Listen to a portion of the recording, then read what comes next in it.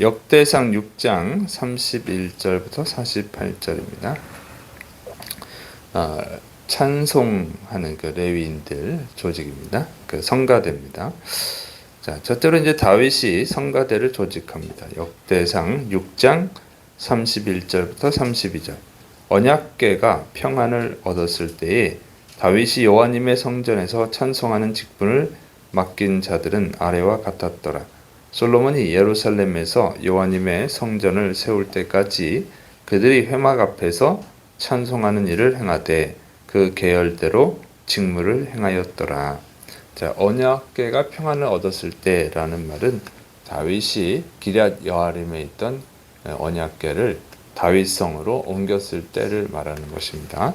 자, 이제 이 언약궤가 기럇 여아림에 있게 된 이유가 있죠. 그래서 이제 엘리 제사장의 아들들이 언약궤를 메고 전쟁터에 나가죠. 그랬다가 블레셋에게 패배하고 언약궤를 빼앗겼어요. 근데 이제 블레셋이 그 언약궤를 자신들의 신, 다곤 신전에 갖다 놨는데 다곤 신상이 엎어지고 깨지고 그 다음에 전염병이 발생해서 블레셋 사람들이 죽게 됐죠. 그래서 이 블레셋 사람들이 겁을 먹고 다시 언약궤를 돌려보냅니다. 그래서 이제 언약궤를 돌려보내니까 이스라엘 백성들이 신기한 거죠. 자기들을 져서 뺏겼는데 블레셋 사람들이 언약궤를 돌려보내는 거예요. 겁을 먹고. 그다음에 보물까지 넣어가지고 보내죠. 그래서 이제 그 언약궤를 보는 거예요. 신기하니까. 언약궤를 봤다가 이제 하나님의 임재의 상징인데 그걸 함부로 만져도 안 되는데 그걸 봤으니 그 하나님이 또 징계를 내서 죽게 됩니다. 그래서 이 베세메스 사람들이 그걸 봤다가 죽게 되죠. 그래서 겁을 먹고 다시 기럇 여아림으로 보내는 거예요. 그래서 기럇 여아림에서 이 언약궤를 보관하고 있게 되었습니다. 그걸 이제 다윗이 옮겨온 거예요. 하나님을 자신 가까이 모시기 위해서 언약궤를 다윗성으로 옮기게 됩니다. 그래서 이제 그때부터 예루살렘에 있게 되죠, 언약궤가. 그래서 이것을 평안을 얻었을 때라 하는 거예요. 그래서 이 다윗은 이러한 일 때문에 하나님께 복을 받는 거예요. 참, 이 언약궤의 문제가 아니죠.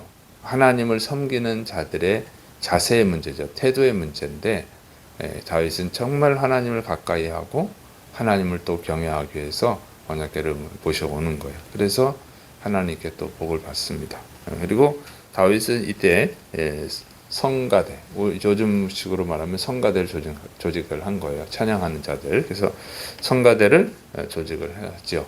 그래서 이 하나님 레위인들로 하여금 하나님을 찬양하게 합니다. 그래서 정말로 하나님은 다윗을 사랑하시고 다윗에게 복을 주셨어요. 왜냐하면 다윗이 정말 하나님을 사랑하니까. 그래서 나를 사랑하는 자들이 나의 사랑을 입는다 그랬어요. 그래서 우리는 하나님을 사랑하는 자들이 되어야 될 줄을 믿으시 바랍니다. 그래서 여러분은 정말 하나님을 사랑하는 자가 되어야 돼요. 그냥 찬양하는 것이 아니에요. 하나님을 찬양해서 사랑해서 찬양하는 거예요. 그게 다윗의 자세예요. 다윗의 신앙 자세는 정말 훌륭합니다. 자, 그래서 이제 찬양하는 사람들을 이제 조직을 하게 됐는데 이렇게 구분이 됩니다. 이제 해만의 계보, 이제 역대상 6장 33절부터 38절. 직무를 행하는 자와 그의 아들들은 이러하니 그앗의 자손 중에 해만은 찬송하는 자라. 그는 요엘의 아들이요 요엘은 사무엘의 아들이요 사무엘은 엘가나의 아들이요 엘가나는 여로함의 아들이요 여로함은 엘리엘의 아들이요 엘리엘은 도아의 아들이요 도아는 숲의 아들이요 숲은 엘가나의 아들이요 엘가나는 마앗의 아들이요 마앗은 아마스의 아들이요 아마스는 엘가나의 아들이요 엘가나는 요엘의 아들이요 요엘은 아살의 아들이요 아살은 스바냐의 아들이요 스바냐는 다앗의 아들이요 다앗은 아실의 아들이요 아실은 에비아삽의 아들이요 에비아삽은 고라의 아들이요 고라는 이스할의 아들이요 이스할은 그앗의 아들이요 그앗은 레위의 아들이요 레위는 이스라엘의 아들이라. 자, 이렇게 되어 있습니다. 그래서 해만, 이거 족보가 좀 특이하죠. 족보가 보통 위에서 아래로 내려오는데 지금은 아래에서 위로 올라가는 거예요. 그래서 이 해만이라고 하는 사람을 이제 강조한다 하는 거예요. 그래서 여기 이제 특이한 그 상향식 족보예요. 상향식 족보. 누가복음에도 상향식 족보가 나오죠. 자, 예수 어쨌든 요엘의 아들이다. 헤만은 요엘의 아들이고 사무엘의 손자다 하는 것입니다. 그래서 이렇게 기록하고 있어요. 그래서 이 사무엘 제사장의 아들 손자죠.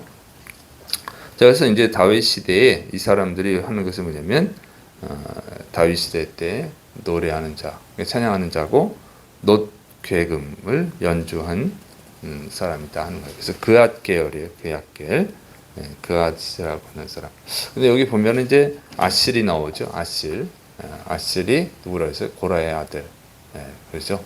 그래서 그 고라는 저주받아 죽었지만 이 아실이 고라의 죄에 동참하지 않으므로 여기서 훌륭한 후손들이 나온 거예요. 사무엘이 나오고 또 이렇게 헤만 찬양하는 자 헤만이 나왔습니다. 그다음에 이제 아삽의 계보예요. 역대상 6장 39절부터 43절. 보면 헤만의 형제 아삽은 헤만의 오른쪽에서 직무를 행하였으니 그는 베랴가의 아들이요 베랴가는 시므아의 아들이요 시므아는 미가엘의 아들이요 미가엘은 바아세아의 아들이요 바아세아는 말기야의 아들이요 말기야는 에드니의 아들이요 에드니는 세라의 아들이요 세라는 아다야의 아들이요 아다야는 에단의 아들이요 에단은 심마의 아들이요 심마는 시므이의 아들이요 시므이는 야핫의 아들이요 야핫은 게르손의 아들이요 게르손은 레위의 아들이며. 그래서 자 헤만은 헤만의 형제 이렇게 되는데 여기서 형제는 친척입니다. 친척. 그래서 형제라고 돼 있어도 친척을 뜻할 때가 있고 친형제를 뜻할 때도 있고 또 형제가 이웃 사람 가까운 사람을 뜻할 때도 있고 그런데 여기서는 친척이죠. 그래서 이 아삽은 헤만의 그 오른쪽에서 직무를 했다 하는 거예요. 그래서 이거는 헤만을 보좌에서 일을 한 것을 알 수 있습니다. 그리고 놋재금을 치는 악장이에요. 그리고 그 후손들도 계속해서 이 음악하는 자들이 되죠. 그래서 아삽은 또 다윗 왕 때 이 예배 음악을 많이 만드는 그런 공로가 있습니다. 그다음에 이제 에단의 계보예요. 역대상 6장 44절부터 48절. 그들의 형제 무라리의 자손 중 그의 왼쪽에서 직무를 행하는 자는 에단이라. 에단은 기시의 아들이요. 기시는 압디의 아들이요. 압디는 말룩의 아들이요. 말룩은 하사바의 아들이요. 하사바는 아마시아의 아들이요. 아마시아는 hil기야의 아들이요. hil기야는 암시의 아들이요. 암시는 바니의 아들이요. 바니는 세멜의 아들이요. 세멜은 말리의 아들이요. 말리는 부시의 아들이요. 부시는 무라리의 아들이요. 무라리는 레위의 아들이며 그들의 형제 레위 사람들은 하나님의 집 장막의 모든 일을 맡았더라. 그래서 이제 에단은 무라리의 후손임을 밝히고 있습니다. 그리고 헤만, 아삽 이렇게 에단 이 세 명이 다윗 시대의 3대 악사였다고 하는 거예요. 그래서 정말 중요한 일들을 찬양하는 일을 했음을 기록하고 있습니다. 자, 그래서 이 레위인들이 이런 일을 했다는 거죠. 하나님을 찬양하는 거.